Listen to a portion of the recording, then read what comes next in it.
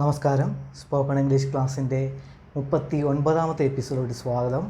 നമ്മളിന്ന് ഡിസ്കസ് ചെയ്യാൻ പോകുന്നത് ഹാസിനെ ഹാവിനെ പറ്റിയാണ്. കഴിഞ്ഞ 4 എപ്പിസോഡ് നമ്മൾ ഡിസ്കസ് ചെയ്തത് ഹാസിനെ ഹാവിനെ പറ്റിയായിരുന്നു. അതിൻ്റെ കണ്ടിന്യൂവേഷനാണിത്. അതായത് ഇത് പാർട്ട് 5 ആണ്. നമ്മുടെ ഹാസിൻ്റെ ഹാവിൻ്റെ പാർട്ട് 5 ആണ്. വളരെ ഇമ്പോർട്ടൻ്റ് ആണ്. കഴിഞ്ഞ 4 എപ്പിസോഡ് കാണാത്തവർ തീർച്ചയായിട്ടും കാണുക. നമ്മൾ ഹാസിൻ്റെ ഒരു ബേസിക് എക്സാമ്പിൾസുകളെല്ലാം നമ്മൾ കഴിഞ്ഞ എപ്പിസോഡുകളിൽ നമ്മൾ കവർ ചെയ്തിരുന്നു. അതിൻ്റെ കണ്ടിന്യൂവേഷനാണ് ഈ എപ്പിസോഡും. ഹാസിൻ്റെ എക്സാമ്പിൾ സെൻറ്റൻസ് തന്നെയാണ് കവർ ചെയ്യാൻ പോകുന്നത്. പക്ഷേ ചെറിയൊരു വ്യത്യാസം, കുറച്ച് സ്പെഷ്യലായിട്ടുള്ള എക്സാമ്പിൾ സെൻറ്റൻസുകളാണ്. അത് നമുക്ക് എക്സാമ്പിൾ സെൻറ്റൻസിലോട്ട് കയറുമ്പോൾ പറയാം. ഫസ്റ്റ് നമുക്ക് ഹാസിൻ്റെ ഹാവിൻ്റെയും ബേസ് മീനിങ് പറയാം. ഹാസ് ഹാവ് യൂസ് ചെയ്യുന്നത് എൻ്റെ കയ്യിലുണ്ട്, എൻ്റെ കയ്യിലുള്ളത്, എൻ്റെ കൈവശമുള്ളത്, അതേപോലെ മറ്റുള്ളവർക്ക് എന്തെങ്കിലും ഉള്ളത്, അതേപോലെ എന്തെങ്കിലും കാര്യത്തിനകത്തുള്ളത്, എൻ്റെ ഫീലിങ്സിലുള്ളത് എന്നിങ്ങനെ ആശയം കൊടുക്കാനും പിന്നീട് എന്തെങ്കിലും സംഭവങ്ങൾ സംഭവിച്ചാൽ അത് പറയുവാനും, അതുപോലെ നമ്മുടെ കണ്ണുകൊണ്ട് കണ്ട ഷുവർട്ടി ആയിട്ടുള്ള കാര്യങ്ങൾ, നമ്മൾ കണ്ണുകൊണ്ട് കണ്ട കാര്യങ്ങളും നമുക്കുറപ്പുള്ള കാര്യങ്ങളും സംസാരിക്കുവാനുമായിട്ടാണ് നമ്മൾ ഹാസും ഹാവ് യൂസ് ചെയ്യുന്നത്. ഏത് ടെൻസിലാണെന്ന് വെച്ചാൽ പ്രസൻറ്റ് ടെൻസിൽ. നമ്മൾ നടന്നുകൊണ്ടിരിക്കുന്ന കാര്യങ്ങളൊക്കെ പറയുന്ന ആ കാലത്തിലാണ് നമ്മൾ ഹാസും ഹാവും യൂസ് ചെയ്യുന്നത്. അതായത് പ്രസൻറ്റ് ടെൻസിലാണ് നമ്മൾ ഹാസും ഹാവ് യൂസ് ചെയ്യുന്നത്. മനസ്സിലായെന്ന് വിശ്വസിക്കുന്നു. ആശയം മനസ്സിലായെന്ന് വിശ്വസിക്കുന്നു. രണ്ടിനും ഒരേ ആശയമാണുള്ളത്. ചെറിയൊരു വ്യത്യാസം മാത്രം അത് ഉപയോഗിക്കുന്നതിൽ. ഹാസ് ഉപയോഗിക്കുന്നത് സബ്ജക്റ്റ് ഏകവചനമാകുമ്പോഴാണ്. അതായത് ഒരാളോ ഓരോ വസ്തുവിനെ പറ്റി സംസാരിക്കുമ്പോഴാണ് നമ്മൾ ഹാസ് ഉപയോഗിക്കുന്നത്. എക്സാമ്പിൾ സ്ലൈഡിൽ കാണിച്ചിരിക്കുന്നതിൻ്റെ കൂട്ട് ഷീയ്, ഹീയ്, ഇറ്റ്, അവൻ, അവൾ, ഇത് എന്നിവ വരുമ്പോഴാണ് ഹാസും. ഹാവ് യൂസ് ചെയ്യുന്നത് ദേ, വിയ്, യുവ് എന്നിവ വരുമ്പോഴാണ് ഹാവ് യൂസ് ചെയ്യുന്നത്. അതായത് ഒന്നിൽ കൂടുതൽ വസ്തുക്കളെ പറ്റിയോ ആളുകളെ പറ്റിയോ സംസാരിക്കുമ്പോഴാണ് ഹാവ് യൂസ് ചെയ്യുന്നത്. പക്ഷേ ഒരു ഡിഫറൻസ് മാത്രം, ഐ നമ്മൾ ഹാവിൻ്റെ കൂടെയാണ് ചേർക്കുന്നത്. ഐ എന്ന് വെച്ചാൽ ഞാനാണ്, അത് ഏകവചനമാണ്. പക്ഷേ എന്നാലും അത് ഹാവിൻ്റെ കൂടെയാണ് ചേർക്കുന്നത്. അങ്ങനെയാണ് റൂൾ, അങ്ങനെയാണ് എല്ലാ ഇംഗ്ലീഷ് സെൻറ്റൻസുകളും ഫോം ചെയ്തിട്ടുള്ളത്. ജസ്റ്റ് ഓർത്തിരിക്കുക, നിങ്ങൾ അതിലോട്ട് പ്രാക്ടീസ് ആവുന്നതായിരിക്കും, നോ പ്രോബ്ലം. നമുക്ക് ഇന്നത്തെ എക്സാമ്പിൾ സെൻറ്റൻസിലോട്ട് കയറാം. ഇന്നത്തെ എക്സാമ്പിൾ സെൻറ്റൻസ് വളരെ ഇമ്പോർട്ടൻ്റ് ആണ്. ഹാസിൻ്റെ ഒരു സ്പെഷ്യൽ ഫോമാണ്. കഴിഞ്ഞ 4 പാർട്ടിലും നമ്മൾ പറഞ്ഞിട്ടില്ല. എപ്പിസോഡ് 35 മുതലാണ് നമ്മൾ ഹാസ് ഹാവും തുടങ്ങിയിട്ടുള്ളത്. തീർച്ചയായിട്ടും കാണാത്തവർ കാണണം. ഇപ്പോൾ ഹാസിൻ്റെ വേറൊരു ഫോർമേഷനാണ്. ഈ ഫോർമേഷനെ നമ്മൾ പറയുന്നത് പ്രസൻറ്റ് പെർഫെക്റ്റ് ടെൻസ് എന്നാണ്. അതായത് പ്രസൻറ്റ് പെർഫെക്റ്റ് ടെൻസിൽ നമ്മൾ ഹാസ് എങ്ങനെ ഉപയോഗിക്കുന്നു എന്നാണ്. അപ്പോൾ തന്നെ ഇംഗ്ലീഷ് സംസാരിക്കുന്നവർക്ക് ഈ ടെൻസിൻ്റെ ആവശ്യമില്ല. പക്ഷേ ജസ്റ്റ് അറിഞ്ഞിരിക്കുക. കാരണം നമ്മൾ ഒരു ലാംഗ്വേജ് പഠിക്കുമല്ലേ, ടെൻസും കാര്യങ്ങളും ഒക്കെ അറിഞ്ഞിരിക്കുക. ഇംഗ്ലീഷ് സംസാരിക്കാൻ നേരത്തെ നമ്മൾ ടെൻസ് ആലോചിച്ചല്ല നമ്മൾ സംസാരിക്കുന്നത്. ജസ്റ്റ് സന്ദർഭത്തിൽ നമ്മളങ്ങ് പറയുകയാണ്. നമ്മൾ ടെൻസ് ആ സമയത്ത് ഒരിക്കലും ആലോചിക്കത്തില്ല. പക്ഷേ ഒരു ലാംഗ്വേജ് പഠിച്ചിരിക്കുന്ന ഒരാളെന്ന നിലയിൽ ജസ്റ്റ് ടെൻസ് പഠിച്ചു വെച്ചിരിക്കുക. ചില കാര്യങ്ങൾ നമുക്ക് മനസ്സിലാകാൻ പിന്നീട് ഉപകരിക്കപ്പെടും. ജസ്റ്റ് പോകാം. ആരും പേടിക്കേണ്ട. ഇനി ടെൻസ് മനസ്സിലായില്ലെന്ന് വെച്ച് നിർത്തി പോകരുത്. നിങ്ങൾക്ക് ടെൻസ് ഒന്നും അറിയത്തില്ലെന്ന് സംസാരിക്കാൻ സാധിക്കും. ഇംഗ്ലീഷ് ലാംഗ്വേജ്, അത് ഇംഗ്ലീഷ് എന്ന് പറഞ്ഞ ഒരു ലാംഗ്വേജാണ്, ഒരു സംഭവമല്ല, ഒരു ലാംഗ്വേജാണ്. നമ്മൾ മലയാളം സംസാരിക്കുന്ന ഒരു ഭാഷയാണ്. ആർക്കും പഠിച്ചെടുക്കാം. അങ്ങനെ ഒരിക്കലും ചിന്തിക്കില്ല ഇനി ടെൻസ് പഠിക്കാത്തതുകൊണ്ട് ഞാൻ ഇംഗ്ലീഷ് പഠിക്കുന്നില്ല എന്ന് ചിന്തിക്കരുത്. വെരി ഈസിയാണ് ഇംഗ്ലീഷ്, നിങ്ങൾക്ക് പഠിച്ചെടുക്കാവുന്നേ ഉള്ളൂ. പക്ഷേ നിങ്ങൾ ഈ ലാംഗ്വേജുമായിട്ട് ഫെമിലൈസ് ആയിരിക്കുക. അതായത് നിങ്ങൾ അതുമായി അറിഞ്ഞിരിക്കുക. നമുക്ക് പിന്നീട് ആവശ്യം വരും. ഇംഗ്ലീഷ് കുറച്ച് ഫണ്ണാണ് പഠിക്കാൻ. അതുകൊണ്ടാണ്. ജസ്റ്റ് നമുക്ക് കയറാം. ഇന്നത്തെ എക്സാമ്പിൾ സെൻറ്റൻസിലോട്ട് കയറാം. അപ്പോൾ ഓർമ്മയുണ്ടല്ലോ ഹാസിൻ്റെ ഹാവിൻ്റെ അർത്ഥങ്ങൾ. ഇന്നത്തെ സെൻറ്റൻസിലോട്ട് കയറാം. Rohan has got too many project. Ron എന്ന് പറഞ്ഞ എൻ്റെ ഓഫീസിലൊരു സുഹൃത്തെന്ന് ഞാൻ കരുതുകയാണ്. അപ്പോൾ ഞാൻ റോണിനെ പറ്റി ഞാൻ ഇങ്ങനെ പറയുകയാണ്. Ron has got too many project. അതായത് റോണിന് ഒരുപാട് പ്രോജക്റ്റ് കിട്ടിയെന്ന് ഞാനിങ്ങനെ എൻ്റെ സുഹൃത്തിനോട് പറയുക. റോണിന് എൻ്റെ ഓഫീസിലെ റോണിന് അവന് ഒരുപാട് പ്രോജക്റ്റ് കിട്ടി, വർക്കിൻ്റെ കുറച്ച് പ്രോജക്റ്റ് കിട്ടിയെന്ന് എൻ്റെ സുഹൃത്തിനോട് പറയുക. Ron has got too many project. അപ്പം ഇത്രയേ ഉള്ളൂ സംഭവം. ഇതിനെയാണ് പ്രസൻറ്റ് പെർഫെക്റ്റ് ടെൻസ് എന്ന് പറയുന്നത്. ഇതിനകത്ത് ഒരുപാട് ഗ്രാമർ അടങ്ങിയിട്ടുണ്ട്. പക്ഷേ സംഭവം കാര്യം ഞാൻ ഒരു ലാംഗ്വേജ് എന്ന രീതിയിൽ സിമ്പിളായിട്ട് പറഞ്ഞപ്പോൾ എന്ത് സിമ്പിളാണ്, അത്രയേ ഉള്ളൂ സംഭവം. നമ്മളിത് ഗ്രാമർ കയറ്റി കഴിയുമ്പോൾ ഇത് ഭയങ്കര സംഭവമാകുന്നതാണ്. എൻ്റെ സുഹൃത്തിന് ഒരുപാട് പ്രോജക്റ്റ് കിട്ടിയെന്ന് ഞാൻ പറഞ്ഞതേ ഉള്ളൂ. അത് അങ്ങനെ നമ്മൾ ആശയത്തിൽ അങ്ങ് പഠിച്ചു പോവുക, അത്രയേ ഉള്ളൂ. Ron has got too many project. Ron has got too many project. ഇതിൽ ഗോട്ട് എന്നുള്ളത് കിട്ടിയെന്നാണ് അർത്ഥം. ഗോട്ട് മെനി പ്രോജക്റ്റ് എന്ന് വെച്ചാൽ ഒരുപാട് പ്രോജക്റ്റ് എന്നാണ്. അപ്പോൾ Ron has got many project എന്ന് വെച്ചാൽ റോണിന് കുറച്ച് പ്രോജക്റ്റ് കിട്ടി. ഇനി ഞാനിത് ടെൻസിലാക്കി ഗ്രാമർ പറയുന്നതിൻ്റെ കൂട്ട് പറയാൻ പോവുകയാണ്. ഗ്രാമർ അറിഞ്ഞിരിക്കുന്നവർക്ക് വേണ്ടിയിട്ട് അതായത് ഈ സെൻറ്റൻസിനെ പ്രസൻറ്റ് പെർഫെക്റ്റ് ടെൻസ് എന്നാണ് പറഞ്ഞത്. എന്തുകൊണ്ടെന്ന് വെച്ചാൽ അതൊരു ഷ്യൂറിറ്റി ഉള്ള കാര്യം. അതായത് റോണിന് പ്രോജക്റ്റ് കിട്ടിയെന്ന് ഞാൻ അറിഞ്ഞു, അപ്പോൾ എനിക്കത് ഷുവറാണ് കിട്ടിയെന്നുള്ള കാര്യം യാഥാർത്ഥ്യമായുള്ള കാര്യമാണ്. അപ്പോൾ അത് ഞാൻ പറയുന്നത് കൊണ്ടാണ്, ഈ രീതി അത് ഞാൻ അവതരിപ്പിച്ചത് കൊണ്ടാണ് അതിന് പ്രസൻറ്റ് പെർഫെക്റ്റ് ടെൻസ് എന്ന് അതിനൊരു പേര് വീഴുന്നത്. ഗ്രാമാറ്റിക്കലി ഇതിനൊരു പേര് വീഴുന്നേ ഉള്ളൂ, പ്രസൻറ്റ് പെർഫെക്റ്റ്. അതാണ് ജോലി കിട്ടി, അത് ഷുവർട്ടി ഉള്ള കാര്യമാണ്. നമ്മൾ എക്സാമ്പിളിൽ പറഞ്ഞതിൽ ഒരു ഷുവർട്ടി ഉള്ള കാര്യങ്ങൾ നമ്മൾ എക്സ്പ്രസ് ചെയ്യാൻ ഹാസ് ഹാവ് ഉപയോഗിക്കും, ജസ്റ്റ് അത്രയേ ഉള്ളൂ. അപ്പോൾ അതിനൊരു ഷുവർട്ടി ഉള്ളതുകൊണ്ടാണ് അതിന് പ്രസൻറ്റ് പെർഫെക്റ്റ് ടെൻസ് എന്ന് പറഞ്ഞത്. അപ്പോൾ ആ ടെൻസിനകത്ത് കുറച്ച് വ്യത്യാസങ്ങളുണ്ട് ഗ്രാമർ. ഹാസിൻ്റെ കൂടെ ഗോട്ട് വന്നിരിക്കുന്നത്. ഗോട്ട് എന്ന് പറഞ്ഞാൽ ഗെറ്റിൻ്റെ പാസ്റ്റ് പാർട്ടിസിപ്പിൾ ഫോമാണ് ഗോട്ട്. പാസ്റ്റ് പാർട്ടിസിപ്പിൾ ഫോമാണ് ഗോട്ട്. അതായത് ഹാസിൻ്റെയും ഹാവിൻ്റെ കൂടെയും നമ്മൾ പാസ്റ്റ് പാർട്ടിസിപ്പിൾ ഫോമാണ്. അതായത് ഓരോ വെർബ്, അതായത് നമ്മൾ ഒരു സെൻറ്റൻസിൽ ക്രിയ എന്ന് പറയും. ക്രിയ എന്ന് വെച്ചാൽ വെർബ് എന്നാണ് അർത്ഥം. ഇതിലെ ക്രിയ എന്ന് വെച്ചാൽ ഗോട്ട് എന്നാണ്, അത് കിട്ടി. അതായത് നമ്മൾ എന്ത് പ്രവൃത്തി ചെയ്യുന്നു, ഒരു ഇംഗ്ലീഷ് സെൻറ്റൻസിൽ എന്ത് പ്രവൃത്തിയാണോ ചെയ്യുന്നത് ആ പ്രവൃത്തിയാണ് നമ്മൾ സാധാരണ വെർബ് എന്ന് പറയുന്നത്. ആ വെർബിൻ്റെ ഓരോ വെർബിനും അതേപോലെ ഓരോ വെർബിനും 3 ഫോമുണ്ട്. English grammatically 3 ഫോമുണ്ട്. ഒന്ന് പ്രസൻറ്റ് ടെൻസിൽ നമ്മൾ ഉപയോഗിക്കുന്നത്, പിന്നെ പാസ്റ്റ് ടെൻസിൽ ഉപയോഗിക്കുന്നത്, പിന്നെ പാസ്റ്റ് ടെൻസിൻ്റെ വേറൊരു ഫോമാണ് പാസ്റ്റ് പാർട്ടിസിപ്പിൾ എന്ന് പറഞ്ഞൊരു ഫോം. ആ ഒരു ഫോമാണ് ഗെറ്റിൻ്റെ പാസ്റ്റ് പാർട്ടിസിപ്പിൾ ഫോമാണ് ഗോട്ട്. മനസ്സിലായെന്ന് വിശ്വസിക്കുന്നു. ഇത് 3ൻ്റെയും എക്സാമ്പിൾ സഹിതം നമ്മൾ ക്ലാസ് എടുക്കും. സോ ഡോണ്ട് വറി, ഇപ്പം നമുക്കെല്ലാം എക്സ്പ്ലെയിൻ ചെയ്യാൻ സാധിക്കത്തില്ല, ജസ്റ്റ് അറിഞ്ഞിരിക്കുക. അപ്പം ഗോട്ട് എന്ന് പറയുന്നത് പാസ്റ്റ് പാർട്ടിസിപ്പിൾ ഫോമാണ് ഗെറ്റിൻ്റെ. ഗെറ്റ് എന്ന് വെച്ചാൽ പ്രസൻറ്റ് ടെൻസിൽ നമ്മൾ യൂസ് ചെയ്യുന്നത് ഗോട്ട് എന്നാണ്. സോ ജസ്റ്റ് അറിഞ്ഞിരിക്കുക, അത് പാസ്റ്റ് പാർട്ടിസിപ്പിൾ ഫോമാണ് ഗെറ്റിൻ്റെ. അപ്പോൾ ഹാസിൻ്റെ കൂടെ ഹാവിൻ്റെ പാസ്റ്റ് പാർട്ടിസിപ്പിൾ ഫോം ചേർന്ന് വരും ഈ പ്രസൻറ്റ് പെർഫെക്റ്റ് ടെൻസ് നമ്മൾ ഫോർമേഷൻ ചെയ്യുമ്പോൾ. ജസ്റ്റ് ഗ്രാമാറ്റിക്കലി ഞാൻ സെൻറ്റൻസിൻ്റെ ആ ഫോർമേഷൻ പറഞ്ഞതേ ഉള്ളൂ. Ron has got too many project. ആ ഗോട്ടും ഹാസിൻ്റെ കൂടെ ഗോട്ട് വന്നതിൻ്റെ അർത്ഥം മനസ്സിലാക്കാൻ വേണ്ടി, ജസ്റ്റ് ആ ഗ്രാമാറ്റിക്കൽ അർത്ഥം മനസ്സിലാക്കാൻ വേണ്ടിയിട്ട് ജസ്റ്റ് പറഞ്ഞതേ ഉള്ളൂ. ഇനി അങ്ങോട്ട് പോകുമ്പോൾ നിങ്ങൾക്ക് മനസ്സിലാവും. സോ ഇത്രയേ ഉള്ളൂ. സെൻറ്റൻസ് വളരെ സിമ്പിളാണ്. എൻ്റെ ജോണിൻ്റെ കൂട്ടുകാരൻ റോണിന് കുറച്ച് പ്രോജക്റ്റ് കിട്ടി എന്നുള്ളൊരു സിമ്പിൾ സെൻറ്റൻസ് ആണ്. അതിനെ ഗ്രാമാറ്റിക്കലി ഇങ്ങനെ ഞാൻ പറഞ്ഞതേ ഉള്ളൂ. സോ മാക്സിമം ഇംഗ്ലീഷ് നമ്മൾ കൂളായിട്ട് പോവുക, ആ സെൻറ്റൻസ് അതേപോലെ ആശയം പിടിച്ച് പോവുക. ഗോട്ട് എന്നുള്ളത് നിങ്ങൾ ഇതിനകത്ത് കിട്ടി എന്നുള്ളൊരു മീനിങ് ആണ്, അങ്ങനെ എടുക്കുക. നമുക്ക് പിന്നീട് നമുക്ക് ടെൻസ് വെച്ച് അത് പഠിക്കാം, കറക്റ്റായിട്ട് വരും, നോ പ്രോബ്ലം. സോ അടുത്ത സെൻറ്റൻസിലോട്ട് പോവാം. അത് ഇതേപോലെ എല്ലാം പ്രസൻറ്റ് പെർഫെക്റ്റ് ടെൻസ് ആണ്.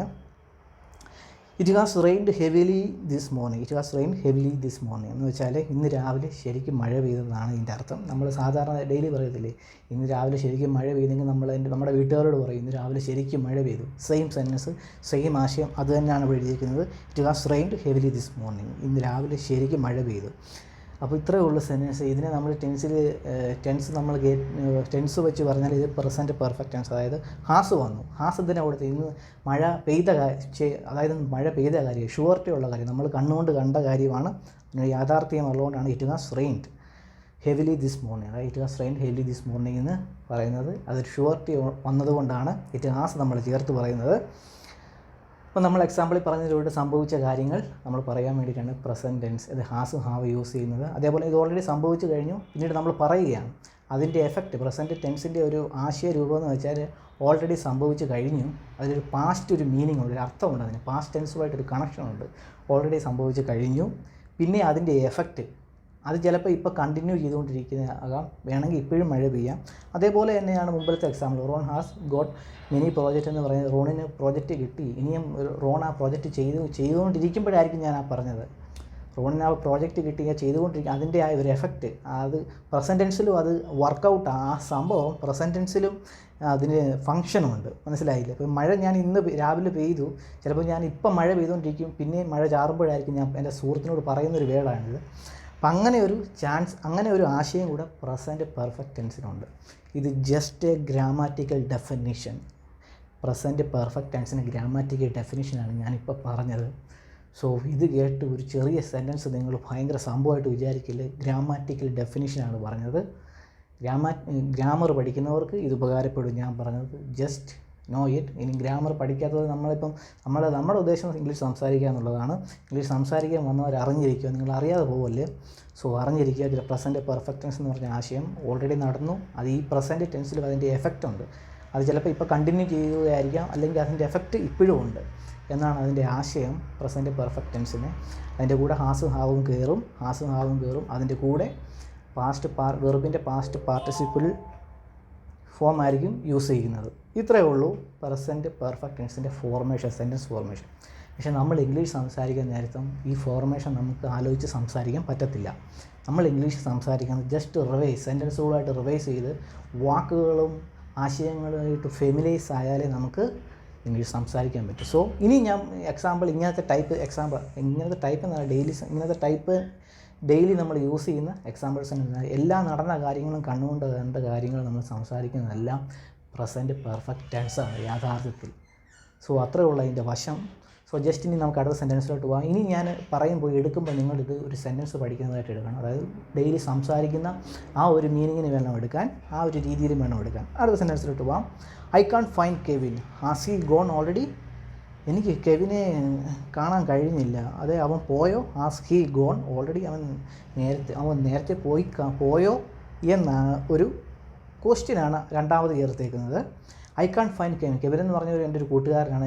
ഞാൻ വീട്ടിലോ അല്ലെ എൻ്റെ ഓഫീസിലോ ഒന്നും ഞാൻ തപ്പിയിട്ട് കണ്ടില്ല. അപ്പോൾ ഞാൻ തന്നെ പറയുക, ഹാസ് ഹി ഗോൺ ഓൾറെഡി? അവൻ നേരത്തെ പോയോ എന്നൊരു മീനിങ് ആണ് അതിനുള്ളത്. അപ്പോൾ ഹാസ് വെച്ച് ഒരു ക്വസ്റ്റ്യനും കൂടെ ആ സെൻറ്റൻസും കൂടെ ചേർത്തേക്കുന്നേ ഉള്ളൂ. Has he gone already?